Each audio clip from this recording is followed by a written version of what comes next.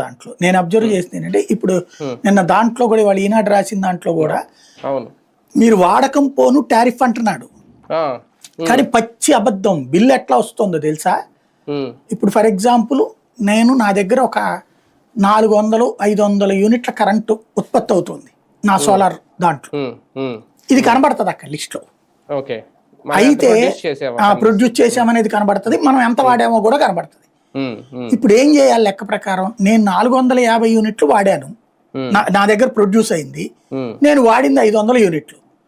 అప్పుడు మిగతా 50 యూనిట్లకి ఏం చేయాలి? బిల్లు రావాలి. ఈ బిల్లు 50 యూనిట్లకే రావాలి. ఎలా రావాలి? స్లాబ్, మొదటి స్లాబ్ రావాలి. ₹1.50-2 ఉంటది కదా యూనిట్, ఆ స్లాబ్ రావాలి. అప్పుడు పెద్ద ప్రాబ్లం లేదు నాకు, ఒక 200-300తోనూ పోతుంది. కానీ వీళ్ళు ఏం చేస్తారో తెలుసా? జనరల్ స్లాబ్ ఏది 100 యూనిట్ వరకు ఎంత, 100 నుంచి 200 ఎంత, 200 నుంచి 300 ఎంత, 500 పైన అయితే ఎంత అంటారు కదా చూడండి. ఆ స్లాబ్ కిందనే వేస్తారు ఈ చివరి 50 యూనిట్లకు కూడా. అప్పుడు ₹10 పడుతుంది నాకు, ఏం తక్కువట్లా కరెంటు. ఇది మరి డిపార్ట్మెంట్ వాళ్ళు ప్రభుత్వానికి చెప్పలేదు, ప్రభుత్వానికి అసలు అవగాహన లేదో నాకు తెలియదు. సోలార్ బిల్స్ నేను చాలా చూసా, ఇది ప్రతి నెల ఇదే తలనొప్పి. ఇంకేముంది వెసులుబాటు? మరి అదే కదా అనేది. ఇంకేముంది, ఇంకా ఫ్రీ ఏముంది.